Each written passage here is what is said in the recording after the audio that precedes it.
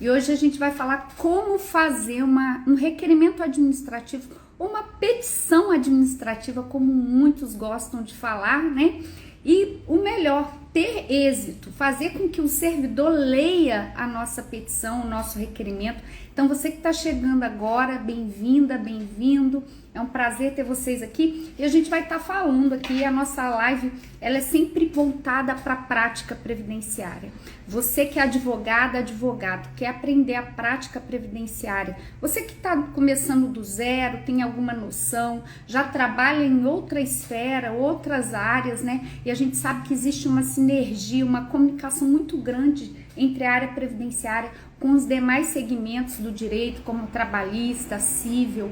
Então, assim, se você quer aprender aí, começando do zero, já faturar alto, vem aqui que você vai aprender. E o objetivo é a gente não depender de processos judiciais. Então, seja bem-vindo, seja bem-vinda, você é advogado, e a gente vai falar dessa abençoada petição, desse requerimento, né? Que nós, advogados, a gente fica sempre tentado, né? A fazer algo formal, da forma que a gente aprende, com todos os requisitos do CPC, e a gente quer trazer isso pro INSS, para a esfera administrativa, mas na realidade isso não deve ser assim. Aliás, deve ser até evitado, para que você não faça com que o servidor pule o seu requerimento, encoste o seu pedido e infelizmente você vai ficar nessa fila, que a gente já sabe que tem demorado muito, né? Alguns requerimentos tá aí na casa dos milhões, então a gente tem que fazer com que o nosso processo, o nosso requerimento, a nossa petição, se assim você preferir, seja analisada de uma forma mais rápida. Se você está chegando aqui agora, eu sou a Alexandra Rezende, eu sou advogada previdenciarista há mais de 12 anos, sou professora do Destrave Prev. É um prazer ter você aqui e a gente vai estar começando a falar desse requerimento, dessa petição, que na realidade a gente fala petição pela nosso juridiquês, mas na realidade é um requerimento. E esse requerimento, ele nem é obrigatório, mas eu sempre falo, se você precisa apontar no seu requerimento questões fáticas, situações de datas, de provas, faça esse requerimento. O INSS, ele tem padrões de requerimento, alguns, inclusive, nas minhas aulas, nas lives que eu faço, eu sugiro usar, por exemplo, o formulário RAC, que é o primeiro anexo aí da IN 128. Esse formulário, ele é para acerto de CNIS, é um padrão, já facilita o servidor. Então, você pode fazer seu requerimento? Pode, mas não deixa de usar esse anexo, que é extremamente importante. Tem o anexo também de requerimento, por exemplo, de recurso, que abre um campo e um espaço para o segurado escrever, o próprio segurado. Mas nós que estamos indo para a esfera administrativa para já garantir um PAP bem feito, que é um processo administrativo bem feito, um processo que vai fugir das mãos do robô, né? É muito chato você fazer um requerimento no INSS e já vai automaticamente indeferido, porque geralmente é assim, né? Raras vezes é concedido aí automaticamente. Então, para a gente fugir disso, você hoje vai aprender o que tem que ter no seu requerimento e o que não pode faltar no seu requerimento, tá?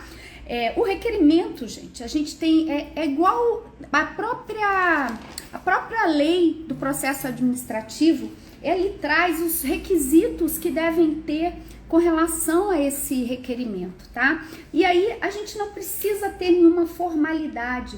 Eu vou estar falando aqui com vocês os pontos que vocês podem colocar aí no seu pedido administrativo, na sua petição administrativa, que vai ser mais fácil para o servidor, vai ser até mais convidativo para o servidor falar com você. Hoje eu não tô de café, hoje eu tô de cappuccino, mas é o nosso cafezinho previdenciário que acontece aí todas as terças, e na quinta eu trago aí perguntas e respostas. Então, se você depois quiser deixar sua pergunta na caixinha, a gente vai estar falando.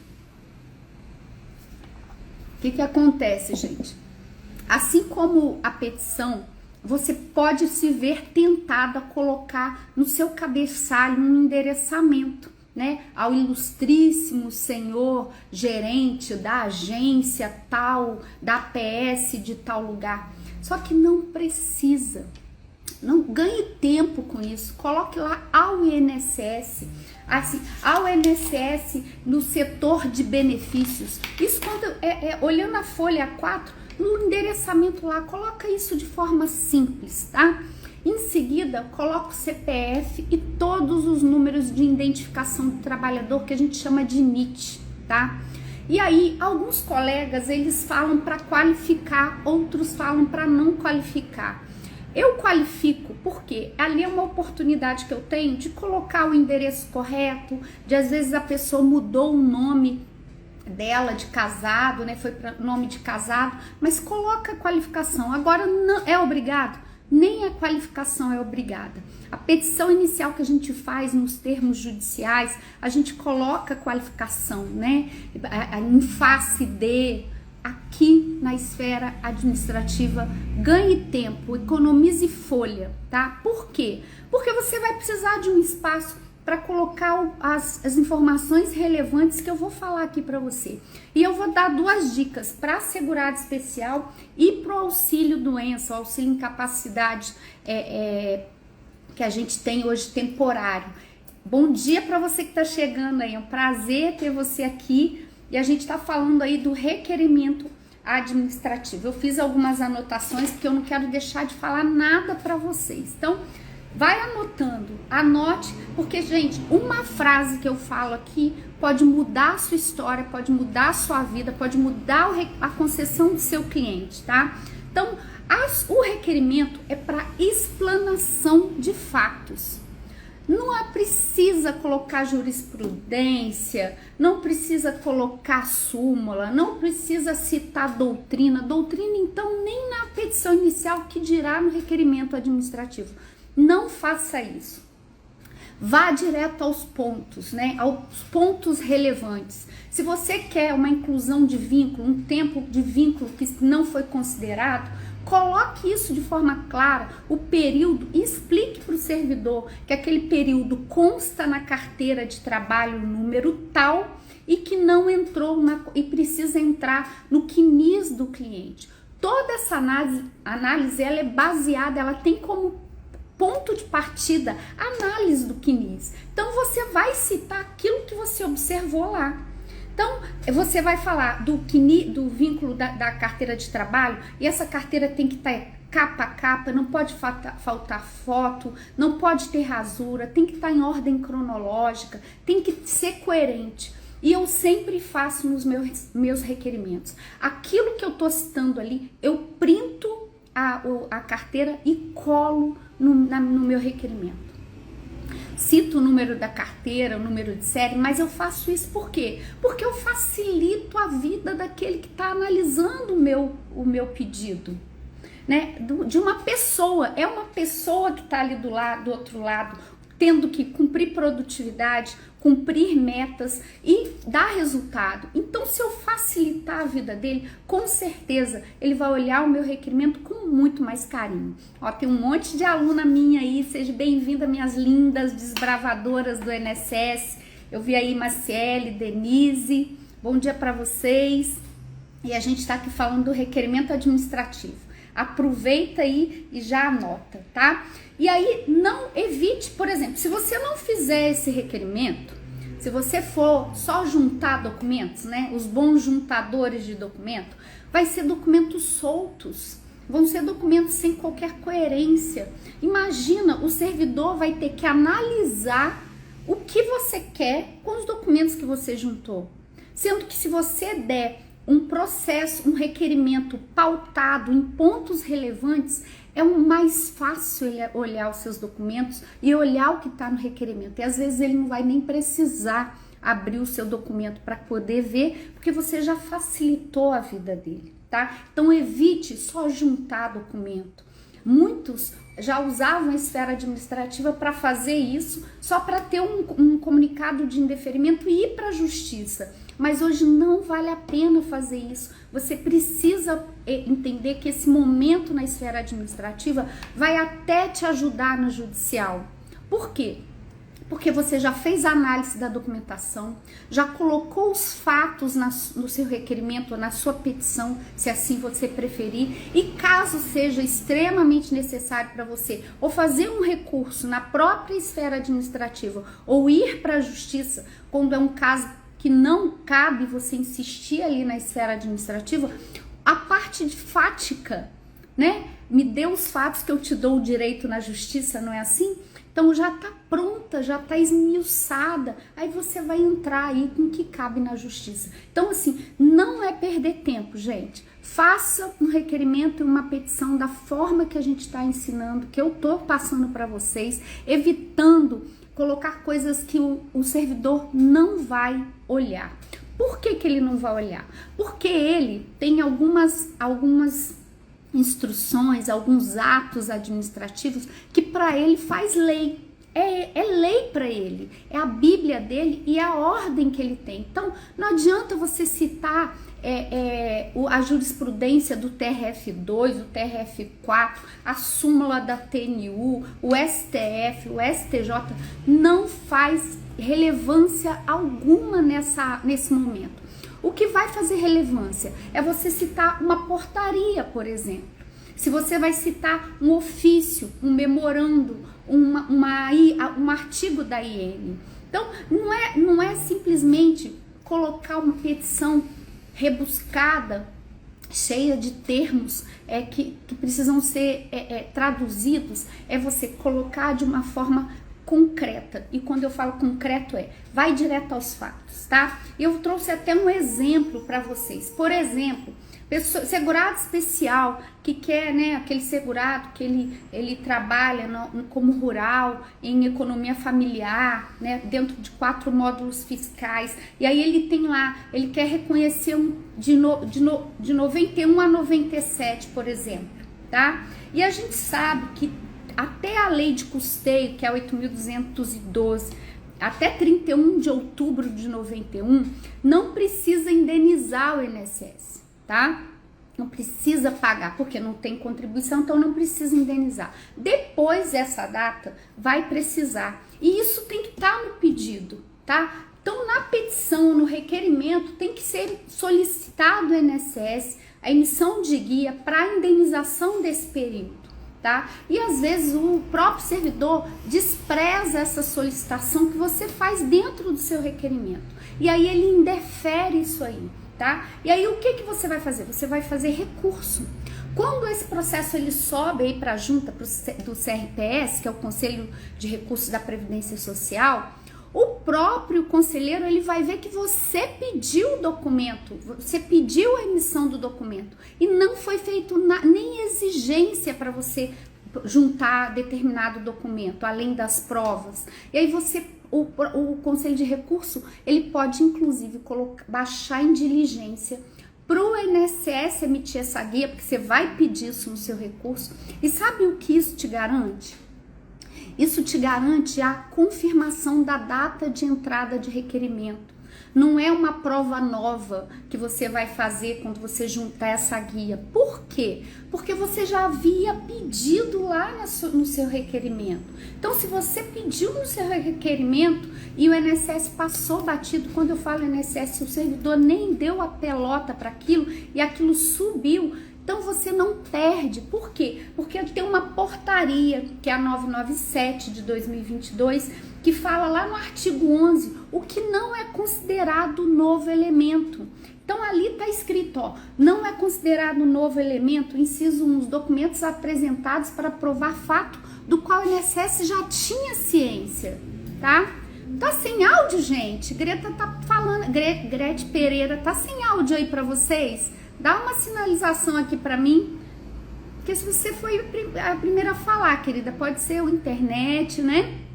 Dá só um sinalzinho aqui para mim se tá todo mundo com áudio. Pois isso que eu tô falando com vocês é ouro, tá? Essa portaria 997 de 2022, que se trata dos procedimentos que estão na IN 128 dos benefícios, tá? Tá tudo certo aí. Dá uma olhada aí no seu, tá, querida?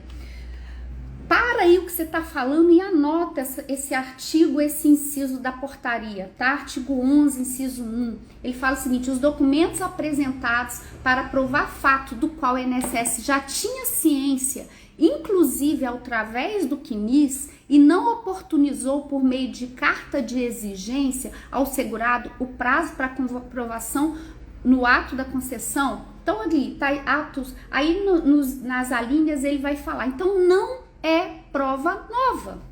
Não é prova nova. Se você colocou lá no seu requerimento, lá no seu pedido, requerendo esse documento, essa produção que não depende de você, depende até o INSS emitir uma guia para você pagar. Obrigada, gente, pelo retorno, tá? Tá tudo normal o som, viu? Dá uma olhadinha aí.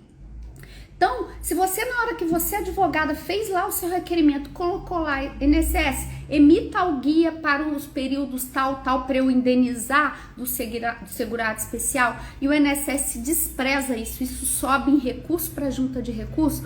Quando você for baixar em diligência para fazer aquilo ali que não foi feito, você garante a DER, que é a data de entrada de requerimento. E sabe o que significa isso em termos financeiros? São atrasados. Porque se você não tiver colocado isso numa petição, vai ser, e juntar uma nova prova, existe essa previsão hoje, que a DER ela é alterada para o momento dessa prova nova. Antes não tinha isso, gente. Isso veio aí nas mudanças da 10.410. Então, com essa prova nova, altera a DER. Só que aqui no artigo 11 da portaria 997, que no inciso 1 fala que não é considerado prova nova. Isso aí muda a sua vida com relação aos atrasados. Então não deixa de fazer todos os pedidos que você precisa no seu requerimento administrativo. E eu vou só juntar essa prova que o INSS vai analisar na hora que indeferir o corpo para a justiça. Não faça isso. Garanta aí. E na justiça você vai também ter esse problema de alteração da DER por se tratar de prova nova. Então já garante esses problemas, essa sistemática no requerimento administrativo. Qual é a estrutura de uma petição inicial administrativa, um requerimento administrativo, que é a mesma coisa? É que a gente leva o termo petição da justiça para lá, mas é requerimento administrativo. Elas têm que ser pequenas, objetivas e diretas. Pequena o quê? 1, 2 laudas no máximo, não passe disso. Por isso que às vezes a gente tem colegas que não usa a parte de qualificação para não encher a informação, porque o servidor não vai ler a sua qualificação do cliente, a não ser que você queira chamar atenção para uma mudança, um erro material de nome, alguma situação dessa, tá? Se tem que unificar NIT, acertar alguma coisa no CNIS, já coloca ali e demonstre as provas que você está apresentando. Esse requisito, essa estrutura, ela é obrigatória? Não, não é. Rege o princípio da informalidade. Só que eu falo, nós advogados que atuamos na esfera administrativa, a gente não pode perder a técnica. E a técnica não significa você fazer uma petição tão rebuscada igual no administrativo.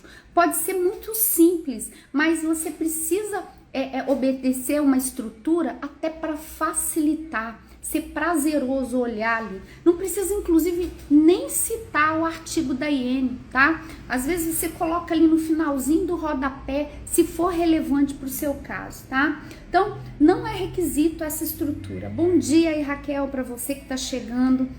A gente está falando do requerimento, como fazer esse requerimento, tá? Para alguns benefícios, gente, é imprescindível fazer um requerimento da forma que eu tô falando aqui. Eu posso dar exemplo do rural, é imprescindível. Se tem tempo especial, é imprescindível, porque você vai estar falando da PPP, do formulário de insalubridade, das provas que você está juntando, às vezes a mais, para poder caracterizar aquela situação. Não adianta você fazer, e nem tem essa possibilidade, para benefícios não programáveis, por exemplo, um auxílio em capacidade temporária. Para que você vai fazer até na situação? Porque ele vai passar por perícia, aí realmente não precisa. Mas rural, tempo especial, acerto de CNIS, é imprescindível. Paloma, eu creio que sim, eu tô esperando só o suporte me dar um retorno aí, eu já confirmo para você, tá? Eu vou dar um exemplo aqui muito claro com relação ao tempo rural. Nós temos um documento que ainda está vigendo aí, que é a autodeclaração. Houve uma informação que depois que mudasse e entrasse determinada data, essa autodeclaração, ei querida, beijo Janaína, vou falar com você, oba, daqui a pouquinho a gente vai estar na mentoria também, né? Seja bem-vinda aí, fica até o final que eu vou dar uma dica aí de auxílio incapacidade, como vocês podem aí garantir a carência aí do benefício usando o auxílio incapacidade, tá? Então fica aí que eu vou falar. Então a autodeclaração é um documento. Esse documento, você tem que preencher, a pessoa que está fazendo o requerimento tem que preencher, mas ele não é suficiente, você vai precisar fazer um requerimento. Por quê? Porque ele não tem campo necessário, às vezes, para você escrever aquilo que você precisa apontar. E aí você faz um requerimento, um fato que você quer chamar a atenção, tá? E aí você preenche com cuidado, apontando as provas, printando prova, colando ali e fazendo principalmente uma linha de tempo, tá? Uma linha de tempo por quê? Porque de acordo com o ofício 46 de 2019, que é a Bíblia do Rural, das questões rurais, você precisa ter uma prova para metade da carência de cada período. Então, a carência não é 180 dias, 180 meses, então metade é 90. Tem que ter uma prova naquele 90 e uma prova na outra metade, tá? Essas provas são chamadas de instrumentos ratificadores, mas são provas, tá? São provas. Deixa eu ver aqui. A Mizinha tá perguntando, professora, em relação ao tempo especial para pessoas que trabalham em posto de gasolina. Então, tem que ter formulário de insalubridade após documentos que comprovem essa exposição após aí 28 de abril de 95, porque antes é possível fazer enquadramento, mas tem todo um cuidado que você precisa ter. Mas tem que ter provas, LTCAT, provas, formulários de insalubridade, que hoje é o PPP, não tem jeito, tá? Mas vamos voltar aqui que isso aí que você está me perguntando, as provas que você for colocar, conseguir, você tem que colocar no seu requerimento. Você precisa colocar no seu requerimento o formulário que você tá, a data que ele foi emitido, o que precisa ter ali, se está sendo enquadrado, se está sendo apresentado formulário de insalubridade, qual agente nocivo que ele está exposto, tá? São os fatos, né? E aqui na petição geralmente a gente faz nexo causal, nexo jurídico, né? Fatos e direito ali misturados. Ou então tem colegas que ainda gostam de fato e depois separa lá do direito. No administrativo você não precisa, você põe fato ou mérito do caso. Ali você só vai se focar em prova e em fato em si. E voltando no ofício 46, ele traz esses instrumentos ratificadores que podem estar nas bases governamentais ou nas provas rurais que você está juntando. E aí, se você observa esse ofício, faz a linha do tempo, a possibilidade de você ter a concessão do seu reconhecimento do benefício rural que você está buscando pro segurado especial, então que ele é mais delicado, né, por conta da dificuldade do segurado, do cliente, por conta até das provas, né, que são provas que se perdem aí. Obrigada, querida.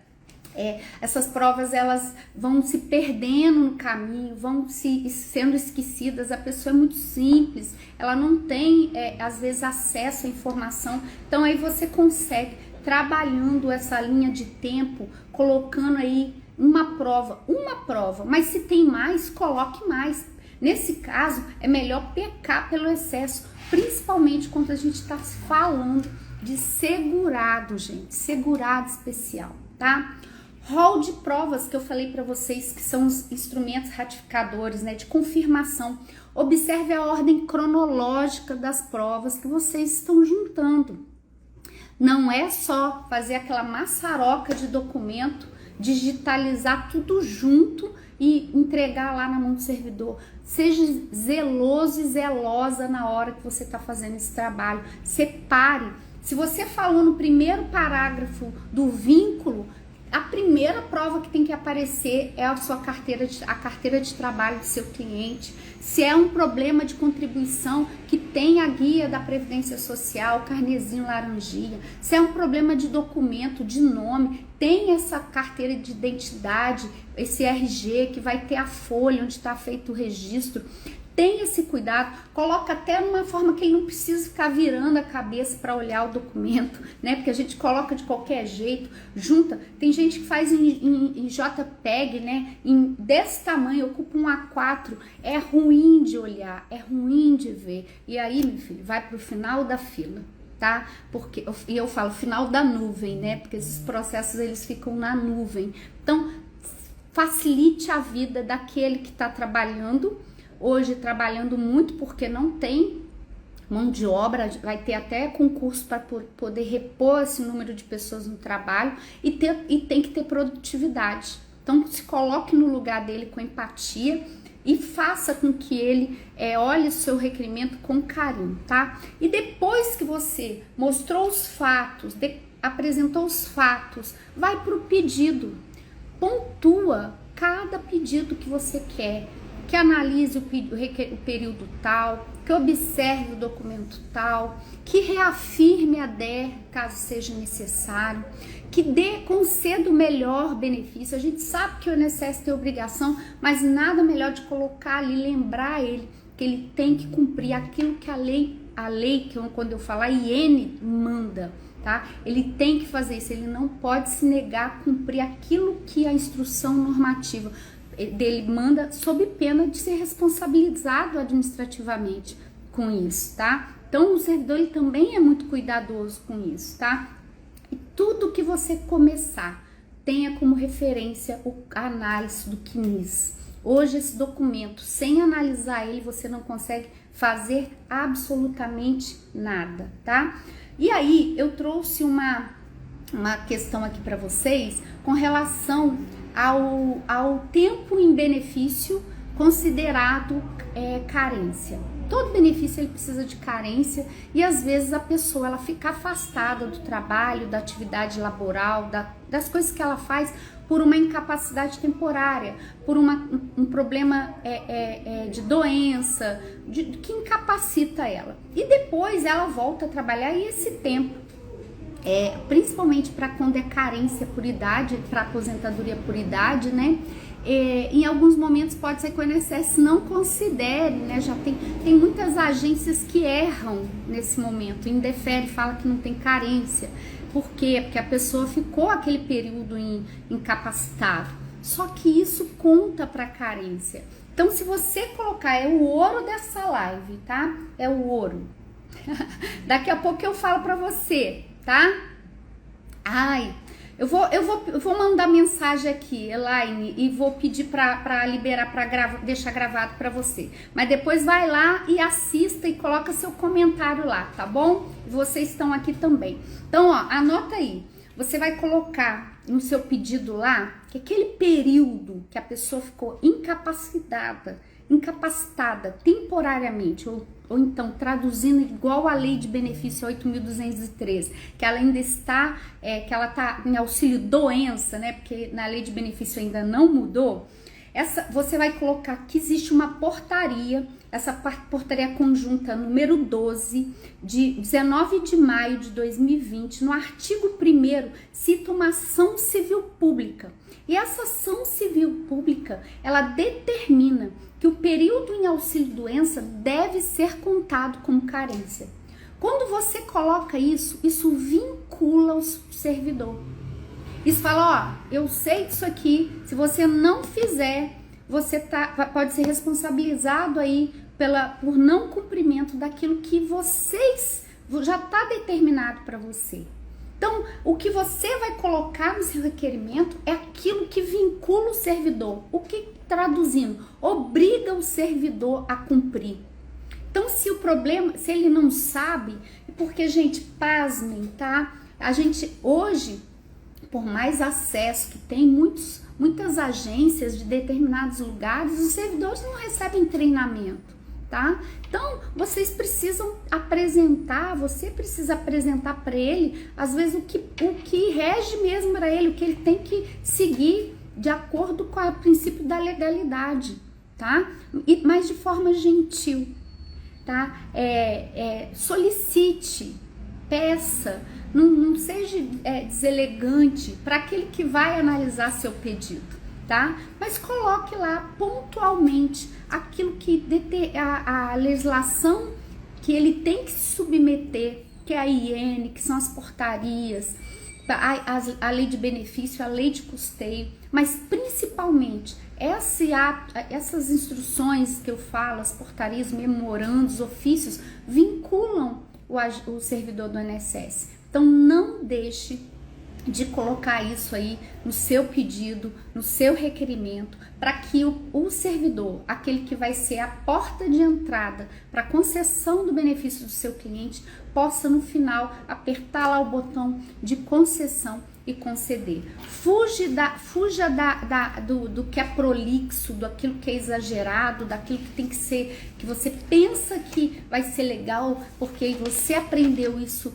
no CPC, que com a petição inicial tem que ser dessa forma, mas no administrativo não funciona. O que vai funcionar ali é você fazer uma descrição dos fatos, baseado nas provas que você está apresentando, fazendo uma linha do tempo, tá? Para que o servidor olhar, bater os olhos e não ter preguiça, às vezes, até de ler as 10 laudas que você coloca ali, com a jurisprudência, que nem ele vai passar o olho e nem vai ler, ou então ele vai colocar aí pro final da fila. Tá, hoje foi esse papo que eu falei para vocês do requerimento administrativo. Essa live deve ficar disponível por pouco tempo no feed. Se você não pegou tudo, corre lá depois, assista, anote.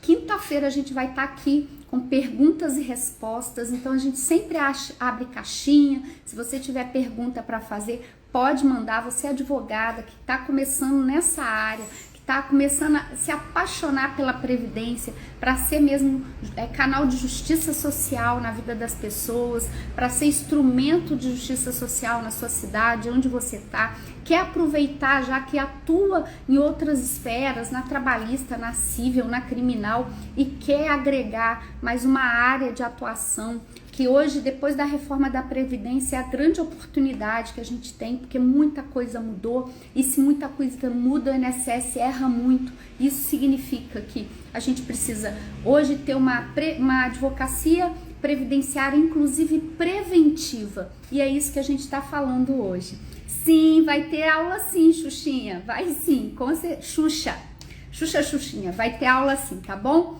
Um beijo para vocês, uma terça-feira abençoada. Daqui a pouco eu tô em mentoria com a aluna. Um beijo aí, até a próxima. Terça-feira produtiva e abençoada. E faça um requerimento bem feito e garanta aí um processo administrativo bem feito, bem instruído, já dando concessão para o seu cliente, já na esfera administrativa.